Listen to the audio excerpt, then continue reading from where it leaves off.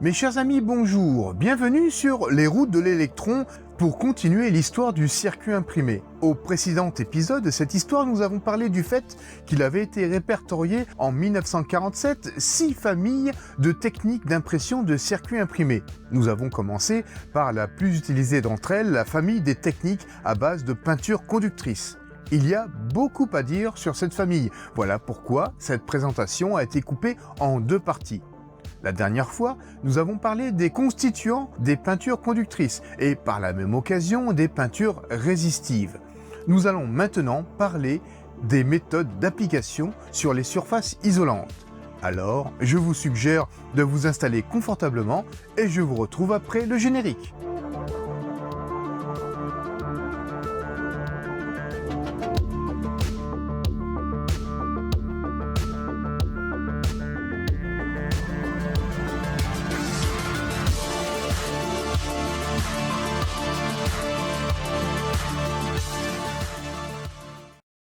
Voilà, nous avons les peintures conductrices à base d'argent et les peintures résistives à base de carbone. On va maintenant les appliquer sur un support isolant qui sera, à terme, un circuit imprimé. Mais avant l'application de ces peintures, ces fameux supports isolants devaient subir une préparation. Avant toute chose, il était bon d'améliorer l'adhérence de la surface avant l'application des peintures conductrices et résistives. Dans la plupart des cas, c'est-à-dire dans celui des céramiques, des matières plastiques ou du verre, l'adhérence pouvait être améliorée en rendant la surface rugueuse en y effectuant un sablage très fin. Les surfaces en verre pouvaient être aussi préparées en les décapant avec des vapeurs d'acide fluorhydrique. Une fois cela fait, l'étape suivante consistait à rendre le support isolant le plus propre possible. Les impuretés, aussi petites fussent-elles, pouvaient engendrer des défauts d'adhérence de la peinture conductrice et de la peinture résistive. Le nettoyage dépendait de la nature de la matière isolante, plexiglas, plastique phénolique, verre ou céramique, et utilisait beaucoup d'eau et de produits chimiques, comme des solvants et des acides. Voilà! Nous avons vu la composition des peintures conductrices et résistives, la préparation des surfaces isolantes sur lesquelles allaient être dessinés les circuits. Il restait maintenant à appliquer ces peintures conductrices et résistives. Mais avant cela, il fallait prévoir l'agencement du circuit. Fallait-il prévoir le circuit sur une face ou sur les 2 faces? Dans le cas où le circuit devait être sur les 2 faces, le perçage et l'insertion d'œillets métalliques étaient à prévoir. Les œillets métalliques ayant pour but de faire contact avec les pistes métalliques passant d'une surface à l'autre de la plaque isolante. Il fallait également prévoir les emplacements pour les résistances peintes et aussi pour chaque composant nécessaire au bon fonctionnement du circuit. Où ces composants allaient-ils être soudés? Ces mêmes œillets métalliques insérés dans la plaque isolante pouvaient être utilisés pour souder ces composants, comme les tubes à vide, ancêtres en plus gros de nos composants à semi-conducteurs.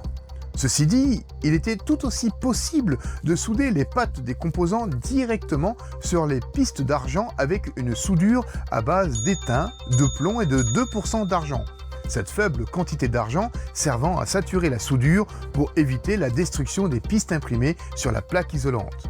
En parlant de lampes à vide, il faut noter que pendant la Deuxième Guerre mondiale, les besoins de miniaturisation des circuits électroniques pour être embarqués dans des obus de mortier de 81 mm avaient amené, outre la première production en masse de circuits imprimés, la miniaturisation de ces tubes à vide. Et cette miniaturisation servit l'industrie électronique d'après-guerre. Enfin bref, tout cela pour dire que, avant de dessiner les pistes électriques avec la peinture conductrice, il fallait prévoir les trous nécessaires pour l'insertion des œillets métalliques une fois les pistes imprimées pour passer d'une face à l'autre de la plaque isolante et aussi pour pouvoir souder des composants. Cela dit, revenons à nos peintures conductrices et voyons les différentes méthodes d'application de ces peintures sur les plaques isolantes en 1947. Cependant, quelle que fût la méthode d'application, cela se passait toujours de la manière suivante.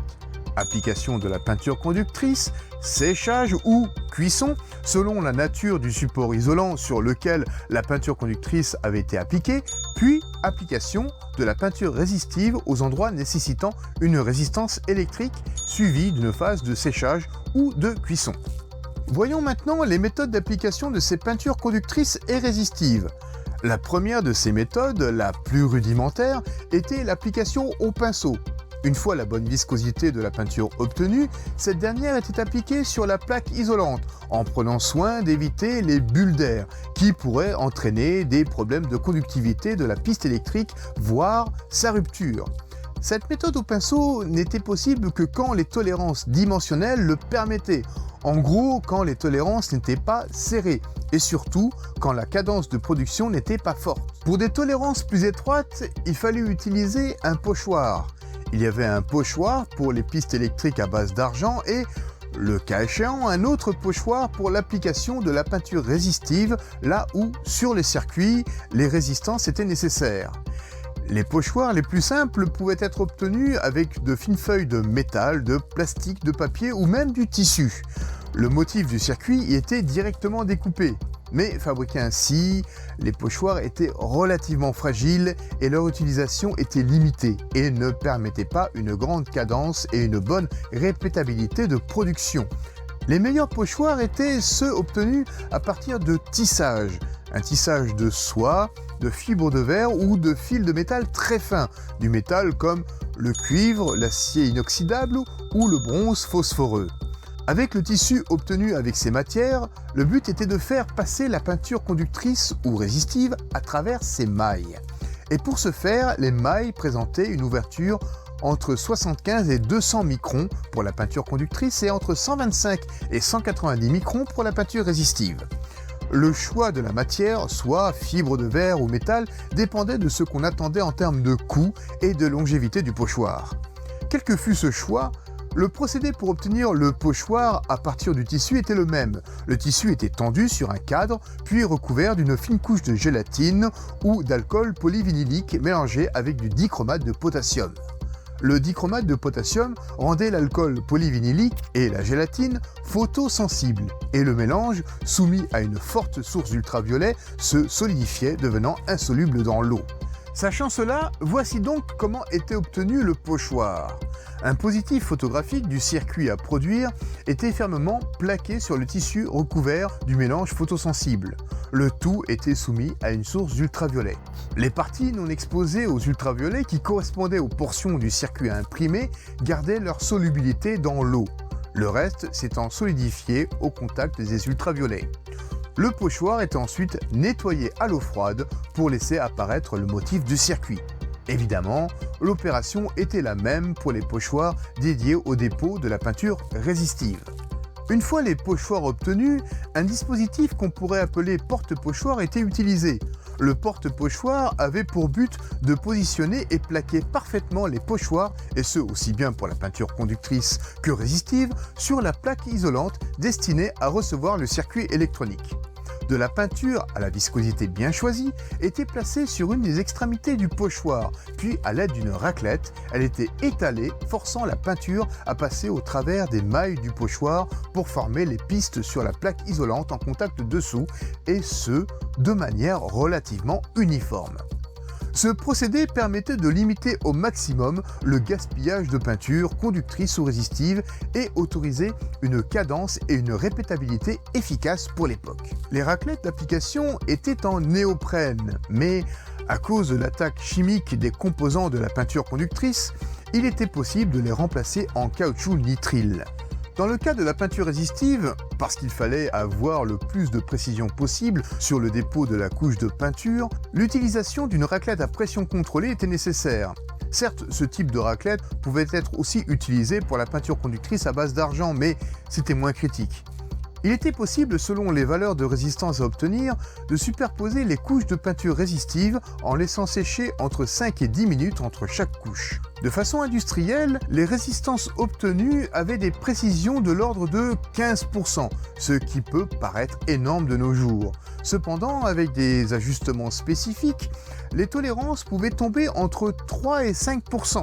Pour la petite histoire, des rapports datant de juste après la Seconde Guerre mondiale avaient montré que l'Allemagne avait, pendant la guerre, produit de façon industrielle des résistances simples à base de carbone présentant des tolérances de 10% sur leur valeur nominale. Concernant l'application de la peinture conductrice, il existait d'autres procédés, comme la décalcomanie.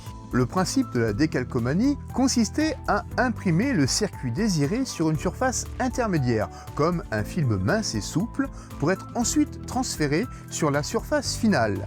L'avantage de cette méthode était la possibilité d'impression sur des surfaces non planes, cylindriques, comme des tubes à vide par exemple. Après le transfert, le film souple était retiré lors du processus de cuisson, pendant lequel opérait aussi l'évaporation des solvants et des liants de la peinture conductrice. Il existait encore un autre procédé d'impression de la peinture conductrice sur une plaque isolante, procédé qui avait été inspiré par une méthode pour l'application de motifs métalliques décoratifs sur de la porcelaine à l'aide de tampons de caoutchouc. Appliqué au circuit électronique, le tampon utilisé reproduisait le motif du circuit imprimé. Ce tampon était dans un premier temps imbibé d'encre conductrice avant d'être pressé sur la plaque isolante. Si le matériau de la plaque isolante était du verre ou de la céramique, la peinture ainsi déposée pouvait être cuite après impression. Dans le cas où la surface isolante, comme par exemple du plastique, ne supportait pas le processus de cuisson, l'encre était séchée à l'air libre et, le cas échéant, pour améliorer la conductivité du résultat, un processus de plaquage métallique pouvait être effectué après ce séchage. Avec cette méthode d'impression, des peintures conductrices avec 70% d'argent pouvaient être utilisées. Et sachant que les liants et solvants constituant les peintures conductrices étaient volatiles en dessous de 300 degrés Celsius, on pouvait obtenir sur une plaque isolante des pistes métalliques très homogènes et très adhérentes avec une cuisson à 300 degrés Celsius. Cependant, même après une cuisson à 110 degrés Celsius, le résultat était fort satisfaisant. Citons enfin un dernier procédé, dont la mise au point avait été basée sur l'utilisation de matières plastiques thermodurcissables. Ce genre de matière pouvait être façonné de telle sorte à prendre des formes particulières. Ce procédé consistait à appliquer la peinture conductrice sur une structure organique isolante, comme par exemple une feuille de papier imprégnée de laque phénolique, et à laisser sécher l'ensemble simultanément. Les œillets destinés aux connexions externes et à l'ajout de composants pouvaient être posés dès la fin du séchage, et ce, sans risque d'endommager la base isolante. On connaît tous, du moins les plus anciens, cette matière plastique à base de résine phénolique. C'est la fameuse bakélite. Nous le verrons dans la suite de l'histoire du circuit imprimé, cette base papier plus phénol a donné des matières connues dans l'industrie électronique comme le FR1 ou FR2, connues par abus de langage comme plaque de bakélite. Bakélite qui a fini par laisser sa place pour des questions de qualité et fiabilité au FR4, tissage de fibres de verre plongées dans de la résine époxy. Mais ça, c'est une autre histoire. Les portions du circuit imprimé avec de la peinture résistive devaient, après séchage et avant la suite du processus de fabrication, recevoir une protection spécifique à base de résine silicone ou bien de résine phénolique ou encore de laque vinylique. Ce revêtement était nécessaire pour protéger les résistances contre les agressions extérieures, qui auraient pour conséquence de fausser leur valeur. Voilà, nous avons vu les différents procédés pour l'impression de pistes métalliques sur une surface isolante. Cependant, il était parfois nécessaire d'améliorer la conductivité des pistes électriques. Et comment faire, allez-vous me demander ? Sur une épaisseur d'environ 13 microns d'argent, entre 4 et 8 fois moins épais qu'un cheveu, il était possible de rajouter un plaquage de cuivre par galvanoplastie, comme décrit sur le brevet déposé en 1861 par le chimiste allemand Justus von Liebig. Oui, le fondateur d'une entreprise agroalimentaire qu'on connaît encore de nos jours, Liebig. Le principe de ce brevet était, de façon très schématisée, le suivant. Il fallait tout d'abord préparer un bain électrolytique. Ce bain était constitué d'eau dans laquelle était ajouté un ingrédient appelé sel de Rochelle, aussi connu par les chimistes comme tartrate double de sodium et de potassium, et de la soude. Dans cette solution était rajouté du sel de cuivre, en l'occurrence du sulfate de cuivre, un composé chimique dont la molécule était composée d'un atome de cuivre, d'un atome de soufre et de 4 atomes d'oxygène. Et dans ce qui allait devenir le bain électrolytique, ce sel de cuivre se dissolvait et Le monde se divise en deux catégories. il y avait la partie de la molécule de sel qui perdait des électrons et l'autre partie qui en gagnait. Oui, le divorce entre les deux parties de la molécule de sel a mené qu'une partie perdait des électrons et que l'autre les récupérait. Le sel de cuivre se séparait donc en deux ions, l'ion cuivre chargé positivement car il lui manquait 2 électrons et l'ion sulfate chargé négativement car il avait gardé lui les 2 électrons. Un atome ou une molécule qui a un excédent ou un défaut d'électrons est appelé ion, plus précisément cation quand l'ion est positif, c'est-à-dire qu'il a perdu un ou plusieurs électrons, et anion quand l'ion est négatif, c'est-à-dire qu'il a un ou plusieurs électrons en excès. N'oublions pas que l'électron a une charge électrique négative. Dans ce bain électrolytique ainsi constitué avec des ions cuivre, était plongée d'un côté la plaque isolante avec le motif argenté et de l'autre côté une plaque de cuivre. Les motifs d'argent de la plaque isolante étaient reliés au pôle négatif d'une batterie électrique et la plaque de cuivre au pôle positif de cette même batterie. Un courant se mettait à circuler entre la plaque de cuivre et les motifs argentés de la plaque isolante. Les électrons étaient arrachés à la plaque de cuivre pour venir sur les motifs d'argent. L'argent se retrouvait ainsi avec des excès d'électrons attirant les ions cuivre du bain électrolytique qui, rappelons-le, avaient un défaut d'électrons. Ainsi donc, les motifs d'argent se retrouvaient petit à petit recouverts par une couche de cuivre. La plaque de cuivre, quant à elle, se retrouvait en défaut d'électrons et se dissolvait lentement en ions cuivre dans le bain électrolytique, remplaçant ceux qui étaient venus se recombiner sur les motifs d'argent. Ainsi donc, une électrodéposition de cuivre était réalisée, améliorant la conductivité du circuit, et ce pour un coût modeste. Une fois l'impression d'argent, le plaquage éventuel, l'impression et la protection des résistances et la pose des œillets éventuels réalisés, on pouvait dire que le circuit imprimé était terminé. Il restait à ce moment-là à poser les composants.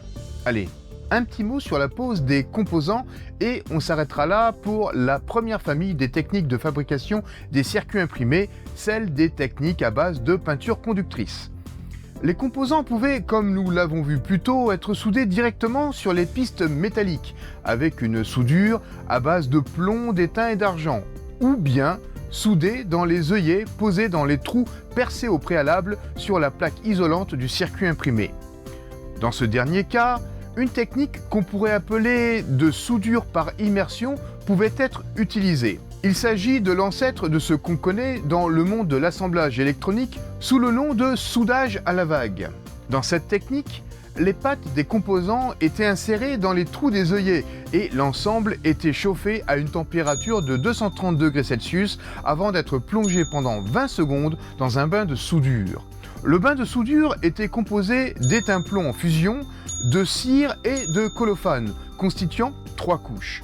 En descendant dans le bain de soudure, la première de ces couches que l'ensemble circuit électronique et composants à souder allait rencontrer était la colophane. Et le but de cette couche était de nettoyer, on pourrait même dire décaper les parties métalliques qui allaient être soudées. La deuxième couche, la cire, avait pour but de former une protection sur les résistances imprimées sur le circuit et qui, comme nous l'avons déjà vu, avait été au préalable protégée.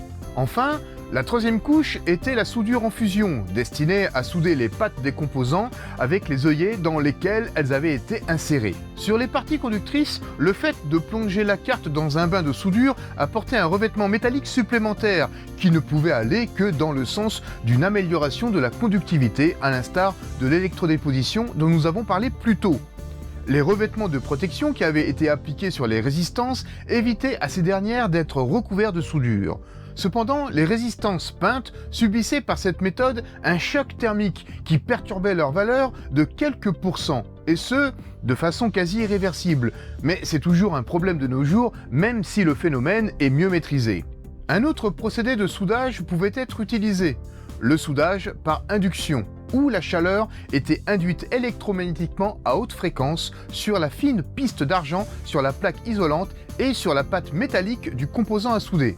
Cette méthode de soudage, au cours duquel le métal de la piste électrique était chauffé en même temps que la pâte métallique du composant à souder, produisait un joint de soudure idéal. Voilà, nous avons fait le tour des techniques à base de peinture métallique.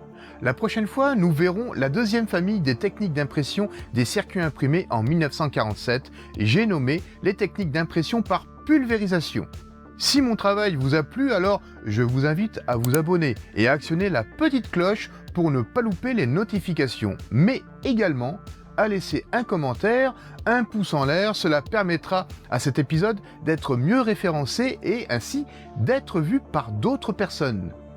N'hésitez pas également à le partager. Pour l'heure, je retourne parcourir les routes de l'électron pour en tirer d'autres histoires et en attendant le prochain épisode, portez-vous bien.